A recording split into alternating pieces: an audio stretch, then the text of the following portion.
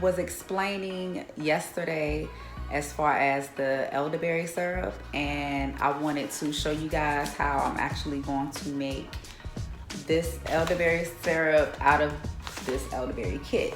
So I know you all can't like see, but this is a kit that was put together by a small business named Simply Ginger. So it actually already has all the ingredients already packaged in this.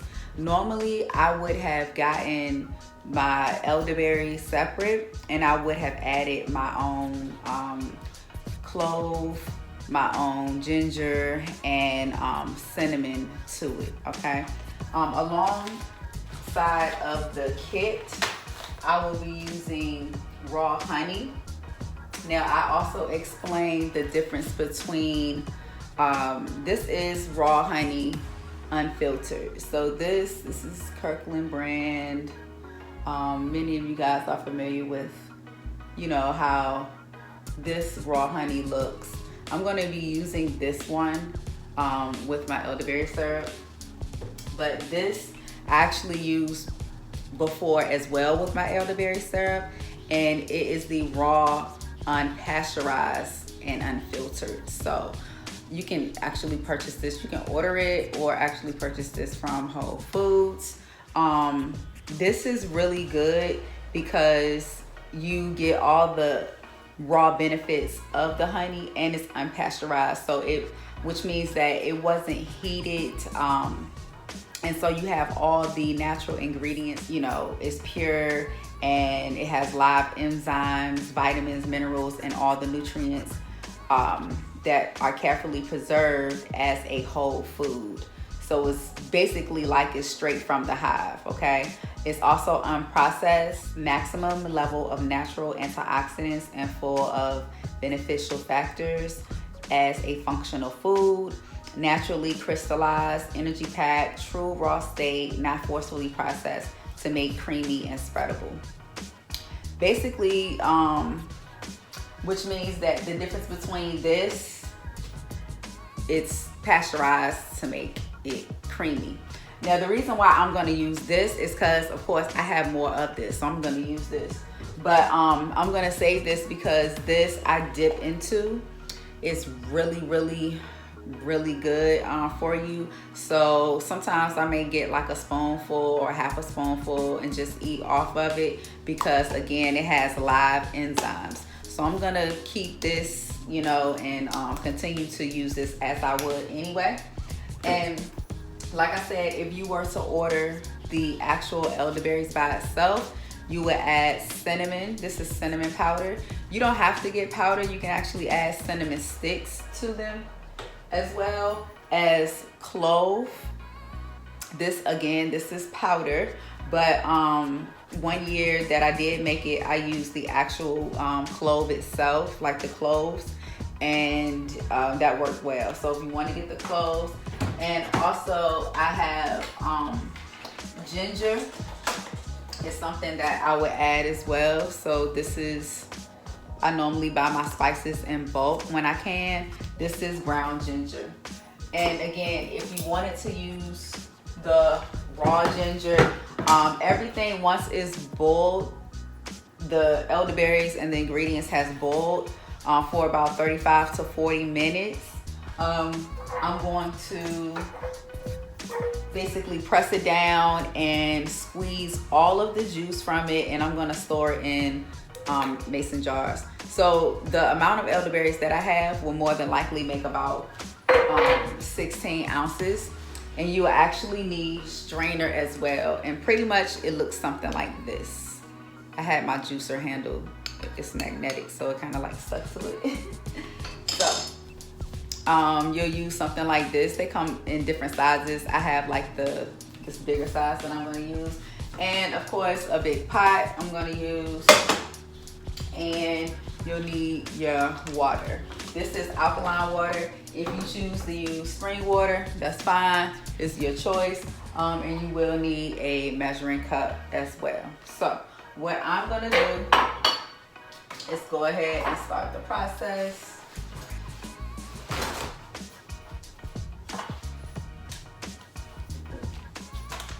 gonna open this up.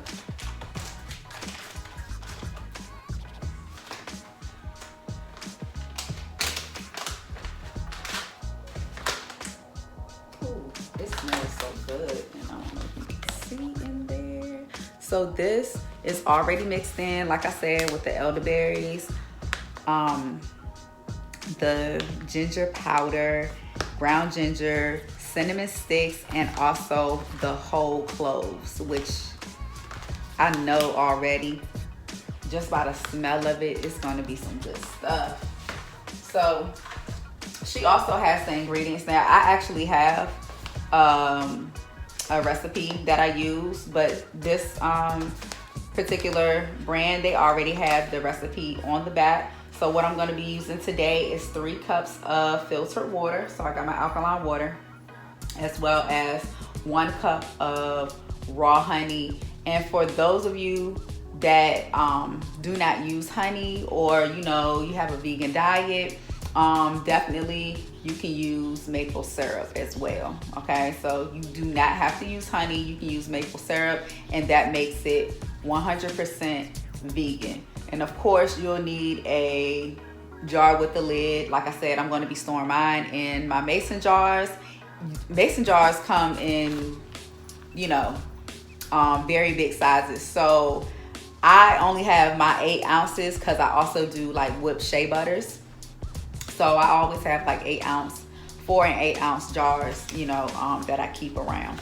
So what I'm going to do first is place all the ingredients that comes in a kit plus the water into a saucepan, and then I'm going to bring it to a boil. After that, I'm going to lower the heat and bring it to a simmer. After I continue to simmer it down for about, like I said, 30 to 45 minutes until the liquid is reduced to about half of what it is when you first started. Remove it from the heat, and I'm gonna actually mash it down, mash the berries down, because you want to get all of the juice. You want to get all the good juices. So after you mash the berries down in the pot, you can use like a potato masher. If you don't have a potato masher, you can use the bottom of a glass. If you don't have that, use the bottom of a spoon. Okay, whatever you got. Okay, wooden spoon, metal spoon is fine. So you want to release all the juices from the berries, and then before the liquid cools all the way, you want to go ahead and strain it. That's what the mesh strainer is for. So you want to go ahead and get all the juices from the berries, you know, through the mesh strainer. Okay, so you're going to strain that. More than likely, I will be straining mine in a bowl, like a stainless steel bowl like this. So basically, I'm going to strain my juice in a bowl first, and then I'll put it into my mason jar, because my mason jars are kind of small, so I don't want to waste any of my juice. So after I've already strained it and put it into, you know, my mixing bowl, I'm going to allow my elderberry syrup to cool to around 110 degrees Fahrenheit. So you want to preserve the enzymes that's in the raw honey, right? So that's why you don't put the honey inside the mixture and you boil it, because once you boil honey, of course, once honey is heated, it takes away all the good enzymes. So you want to keep what's there. So once you've let it cool to preserve the enzymes of the raw honey, then you can gently combine the berry liquid and the raw honey together, or syrup. If you use the maple syrup, it's fine. And then once you got all of that mixed in, you're gonna pour it into the jar, okay? And then this is gonna store for about 2 to 4 months. And that's pretty much it. So I'm really excited. So I'm gonna go ahead and measure out my cup. So I measured out 3 cups of the water, and I'm just gonna put it on hot because I want it to come to a boil. And I'm gonna go ahead and, honestly, I want my water to get a little heated first, because I don't want to mix this in once it's, you know, like in its cold state. So once my water gets a little heated, then I'm gonna add my elderberry. So now that my water is coming to a boil, so it heated up, I wanted it to heat up a little bit. I am going to add my elderberry kit, mix in with it. This smells so good.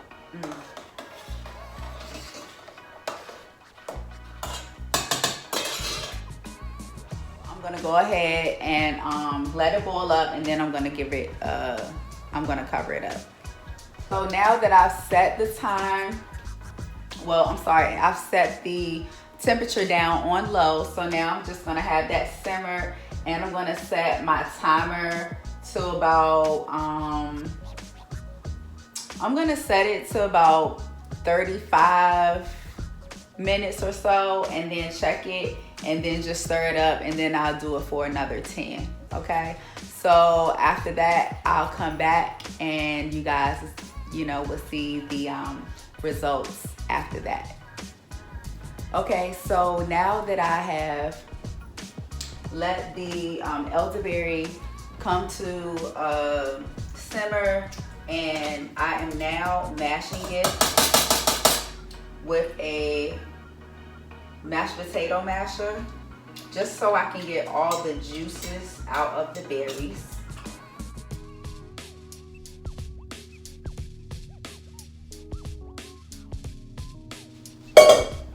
I'm gonna take the mesh strainer, and I'll put it over here so you all can see. And I'm just gonna lay it on top of that.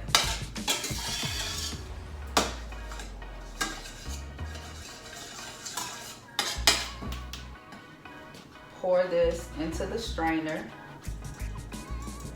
You definitely want to be careful because you do not want this to slap on your clothes, and I think I already got some on my shirt, but that's okay. And I know I'm going to take the cinnamon sticks out first because I'm going to smush it.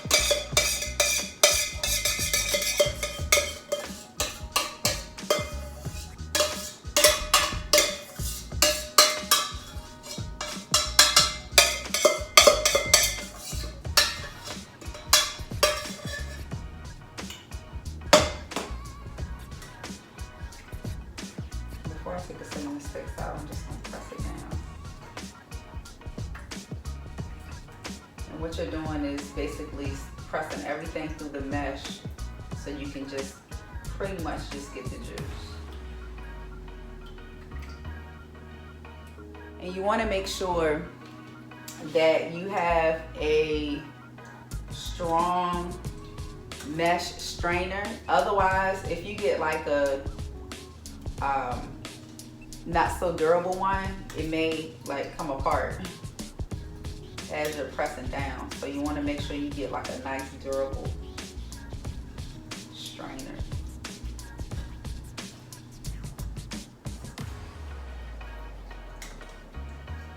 You can see the berries, the cloves.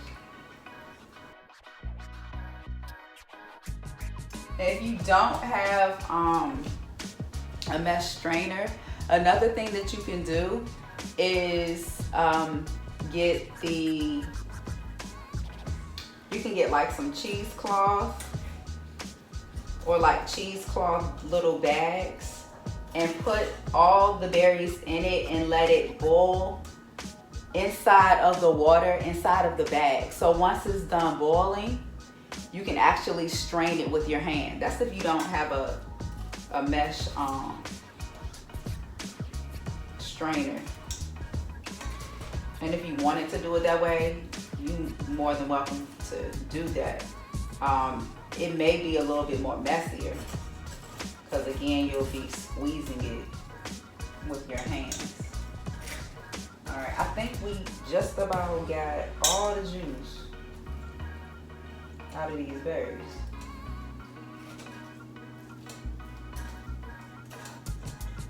Okay.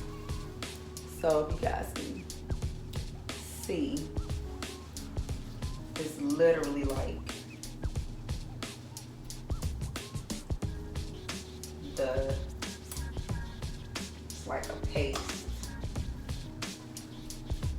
left. I'm gonna get the cinnamon sticks out now.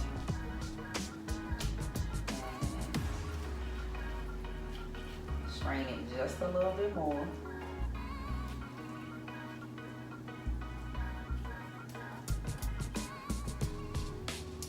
They opened up.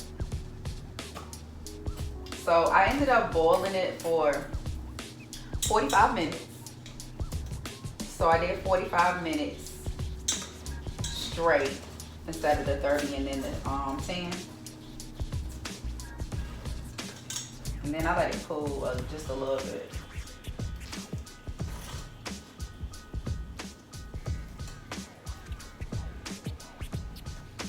You don't want to waste nothing.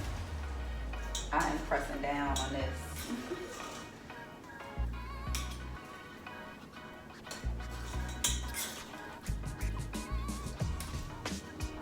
As long as you still hear a drip, get it off. Again, if you don't have a spoon, you want to make sure you use a back of a glass or something like that, something with a flat surface.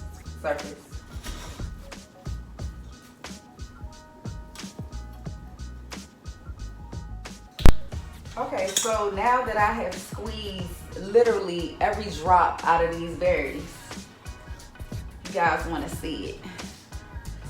Yeah, it looks almost like coffee grains. I also had a little bit of, a couple more cinnamon sticks out. All right, so I'm gonna place this aside. So now it's time for me to add the honey.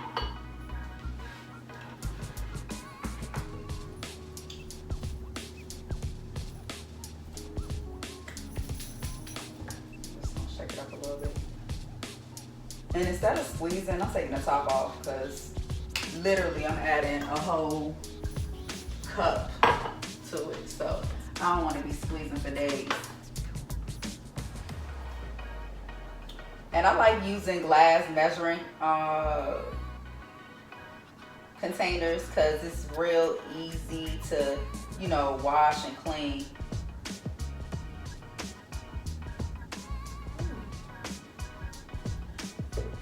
So measure out a cup.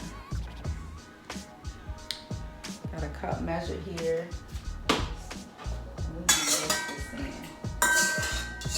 And just so you guys can see it, I know it literally looks like blueberry juice, but it's elderberry juice, baby. All right, so I'm gonna go ahead and mix in the honey.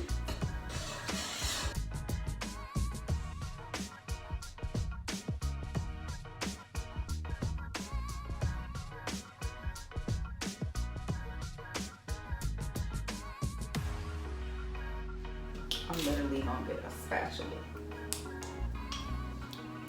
Cause look, you would have left all of this behind. You want to scrape all of it out. So like I said, I want every drop. Yep. Y'all know that honey. Stick to that glass. All right. You know I don't waste nothing. I'm gonna scrape that down.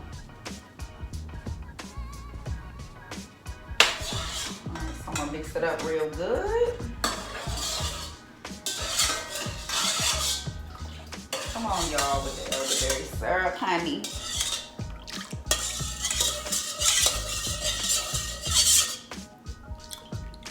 All right, so I'm gonna let you guys see. Yeah, I ain't trying to pour my syrup on the floor, but y'all can see.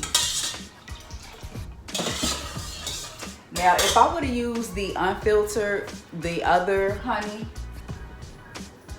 the unfiltered and unpasteurized, it would have made my syrup a slight bit thicker, okay?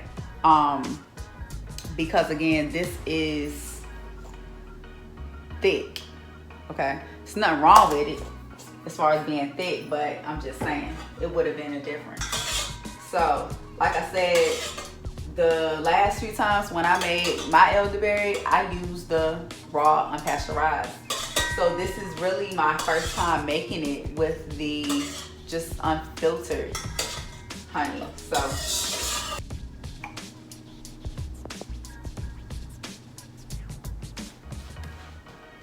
okay, so now that I have finished mixing up my elderberry syrup and I blended the honey with it, everything is mixed up and ready to go. I'm now going to store it in my 2 8-ounce mason jars. Again, if you have a bigger mason jar, you can definitely store it in that as well. So I am basically, now I don't want to waste anything, so I'm going to take the same,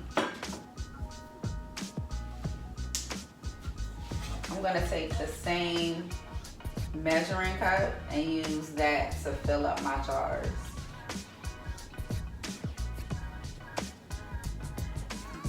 And so like I said, I'm separating it. So this is 8 ounces. And I might have to put it in another. You guys, I may have to use 3 of them. This made more than 16 ounces, which is cool with me.